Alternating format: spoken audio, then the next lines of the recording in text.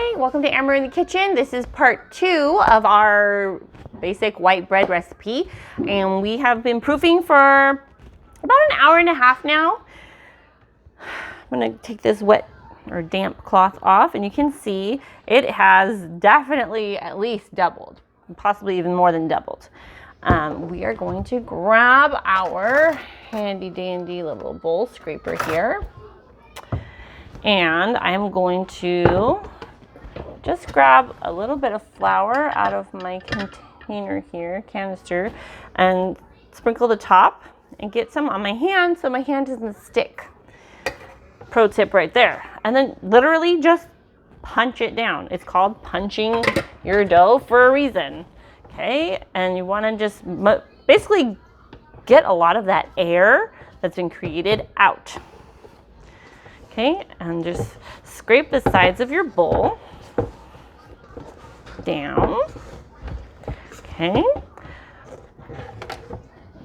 Now, if you are making this and you notice that it's sticking badly to your hand when you punch it down, or if it's sticking badly to the inside of your bowl, you need to just add some more flour. Okay? And you can do that easily during this step right now, where you're going to kind of not really knead the dough, but we're going to knead the dough. For lack of a better term. So, I'm sorry, this is a little bit awkward, but I wanted to set up here so you guys could see. So this is our punch down dough. We're going to kind of flour it a little bit so it's not sticky. Now, this recipe, you can make one giant loaf. It'll literally be like huge, like maybe like a French bread that you would buy at the grocery store for making garlic bread with or something. Or you can cut this in half right now, and it will fit nicely into a 9x5 loaf pan, two of those. But what I've been doing lately, most recently, is making 3 small loaves out of this for my family, because I have young children and the bread size is just nicer for them to eat. Okay, so we're going to kind of stretch that out a little bit there. And I use my scraper and I just kind of eyeball it. You don't have to get super precise with this. Okay, and you can feel them to see, okay, yeah, that's about the same weight. And if it's not, no big deal, just cut a little bit off and add it to one of the other pieces. So this is how we're going to make our loaves. I'm not using a loaf pan. I like more of a rustic artisan kind of feel. So I just take my hands and I curl like this into the dough, okay? So that the outer edge of this starts to feel tight again. Okay, and we want to tuck in our edges. So we're still doing that same grabbing and pinching motion, and then kind of pinch underneath so that it stays. So if you leave this cut edge like this, it's all cut where I had cut, it will look a little funny. So you want to kind of tuck that under and just pinch it like that.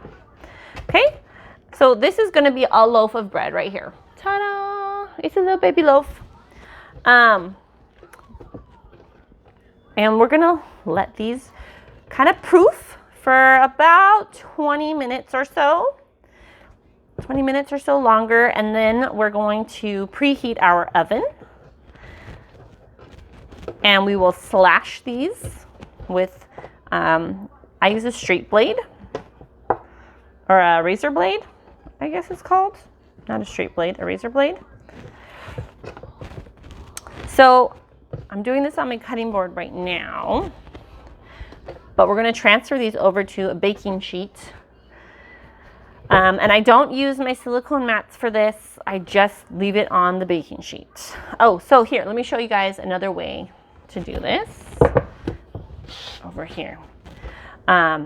You can take the short end of this loaf and you roll it and pinch it down. Roll and pinch. And that will naturally tighten that outside layer and give you that nice loaf. Okay. When I was in culinary school and we did this, it took a while for a lot of people to get the hang of, but you just gotta practice. Thankfully, this recipe is not an expensive recipe. You don't even have to put butter or eggs in it, so it's just literally the cost of yeast and the flour. Those are really your most expensive ingredients. Sugar is super cheap. Yeast and flour are really cheap too. So it's not a big deal if you try to make this and it doesn't turn out perfect, you know? So that's how I form my loaves. And we're gonna stick these onto a sheet pan, let them proof for 20 minutes, and then turn our oven on to preheat, and we're gonna cut these.